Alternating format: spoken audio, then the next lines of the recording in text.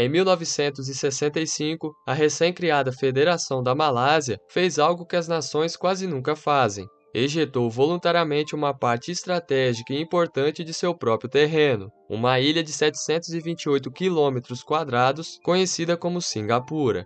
Mas enquanto a independência costuma ser motivo de comemoração, o novo líder de Singapura, Lee Kuan Yew, previu a calamidade econômica que se aproximava.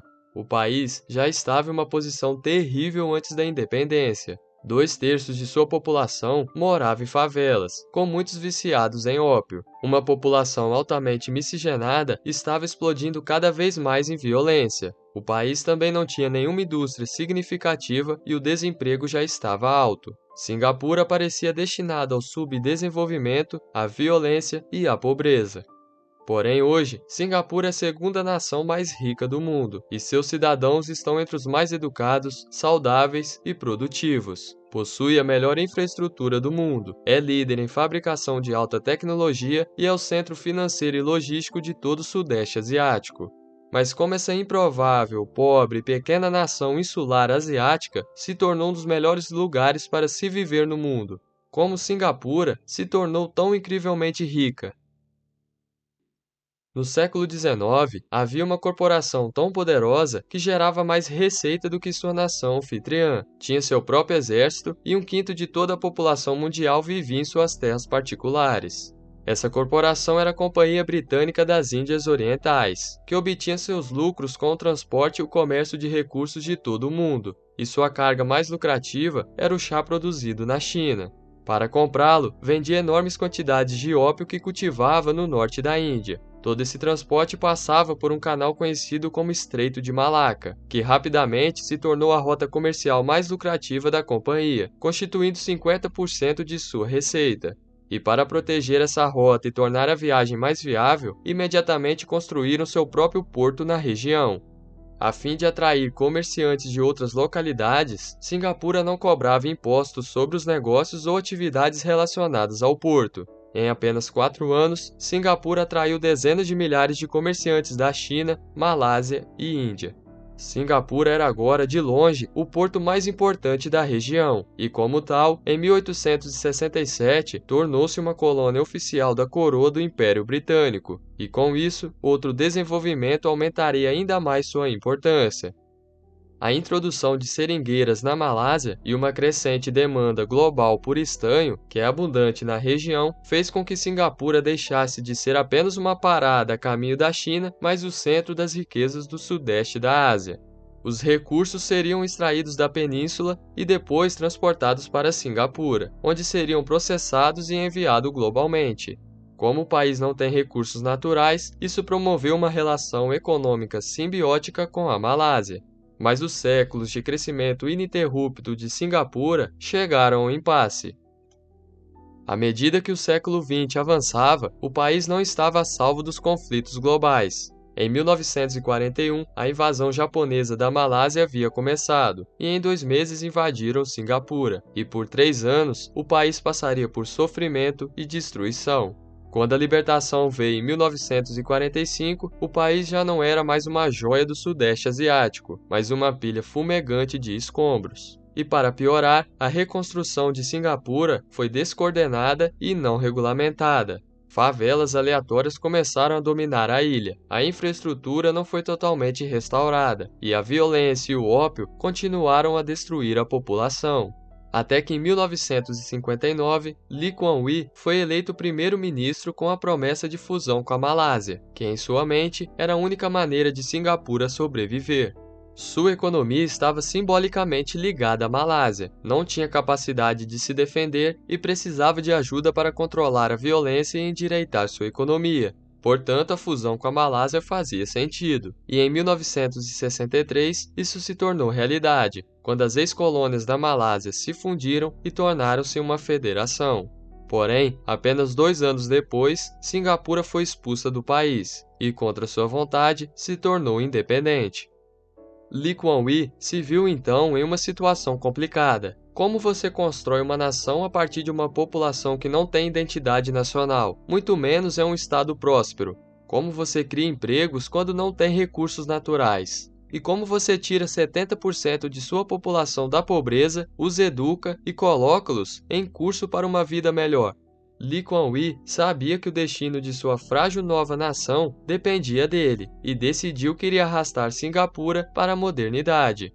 A primeira coisa a superar foi a agitação social e, ao mesmo tempo, trabalhar para consolidar o poder político de seu partido. As liberdades individuais foram banidas, opositores políticos foram presos e punições foram aplicadas àqueles que causaram tumultos, violência e usaram drogas. Essa abordagem autoritária incluía até espancamentos públicos por chicletes, grafite e embriaguez pública. Qualquer um que se manifestasse contra o governo era processado e levado à falência. Ou seja, a solução de Lee Kuan Yew era um regime autoritário, e por mais horrível que tenha sido, funcionou para reduzir a violência e estabilizar a nação.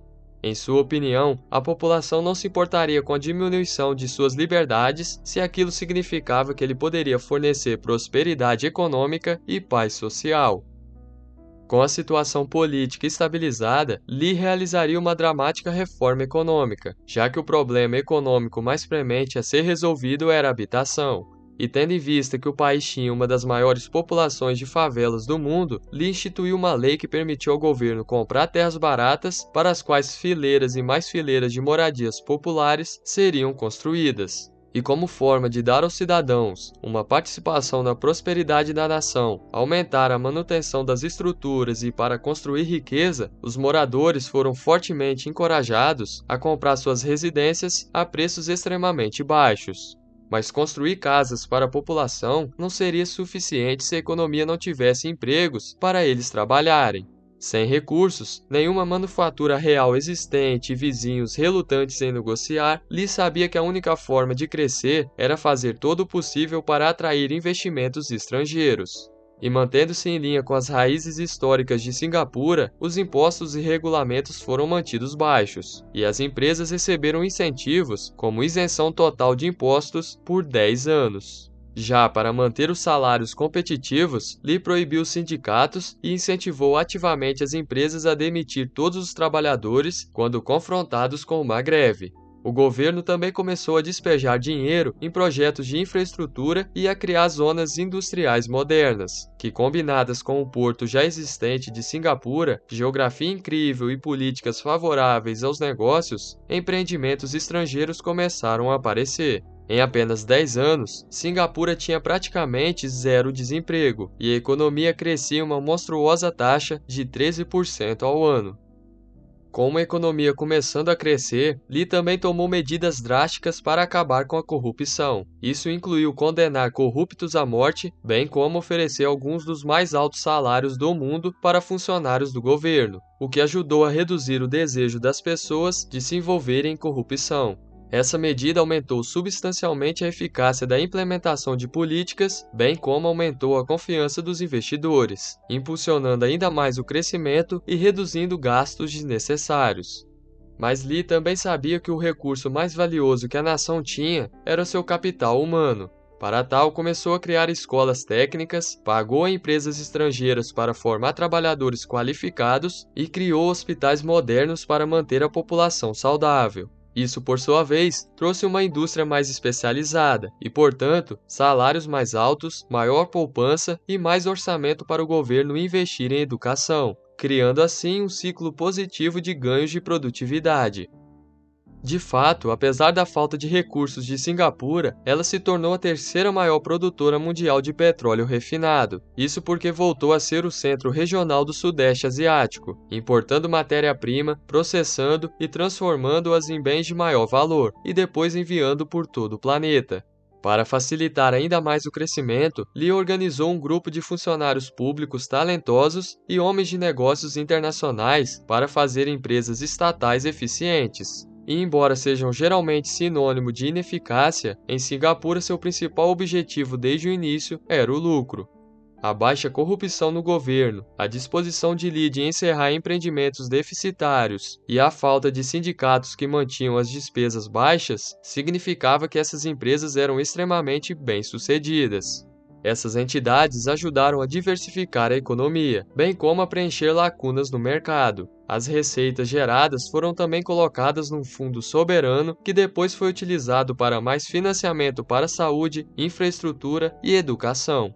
Hoje, Singapura é uma das economias mais ricas, avançadas e competitivas do mundo. Ela opera o segundo maior porto, é a segunda nação mais fácil de fazer negócios e ainda atrai o terceiro maior investimento estrangeiro. Seu governo, sob Lee Kuan Yew, foi capaz de implementar com eficiência políticas que se baseiam não em ideologia, mas em sua utilidade para a prosperidade de longo prazo de Singapura. E você, o que achou do caminho tomado por Lee Kuan Yew para fazer de Singapura uma das nações mais ricas do planeta? Deixe sua opinião nos comentários. Agora, se quer descobrir por que os países da América Latina ainda são pobres, clique no vídeo que está aparecendo aqui na tela e te vejo lá em alguns segundos. Por esse vídeo é isso, um forte abraço e até mais!